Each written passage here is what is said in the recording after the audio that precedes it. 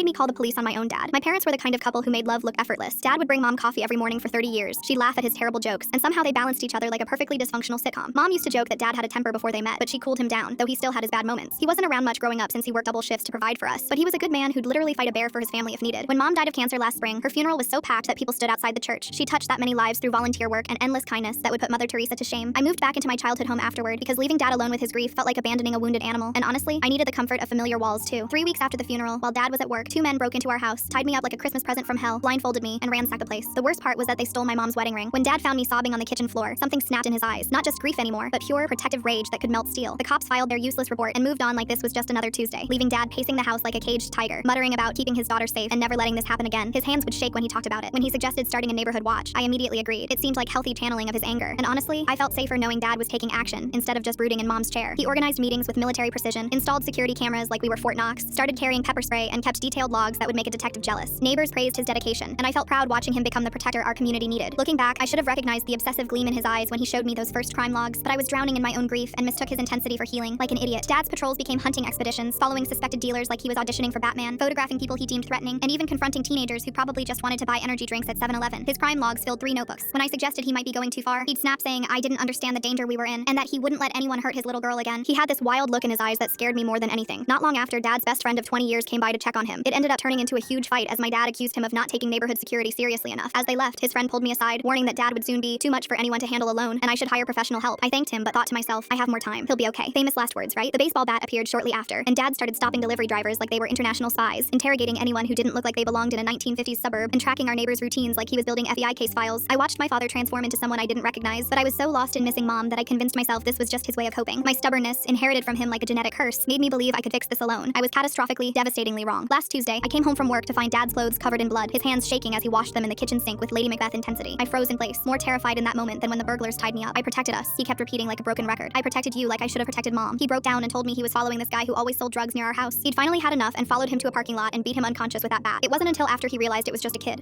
whose skull had been cracked like an egg by my own dad. A kid who might die because my father decided he was judge, jury, and executioner of our quiet Florida neighborhood. When I called 911, I almost told them to come get me as well, knowing that if I had just listened, but I didn't. When the police arrived, they went straight to arrest my dad, who was still ranting about citizens' arrests and how he had to do something, while I stood there in horror, realizing I'd been living with a ticking time bomb. The crime logs they found revealed pages of paranoid delusions about ordinary activities. Dad had been watching everyone, planning, building his case against an entire neighborhood of innocent people like some deranged suburban surveillance state. As they loaded him into the police car, he looked at me with those same loving eyes from my childhood and said, I did this for you, sweetheart. I did this so you'd be safe. The guilt of knowing I could have stopped this sooner, that I was so consumed by grief I missed every screaming warning sign, still eats at me like acid. Dad's in a psychiatric facility now, and during my last visit, he spent the entire time cataloging the dangerous inmates he was monitoring, planning how to secure the facility once they trusted him more.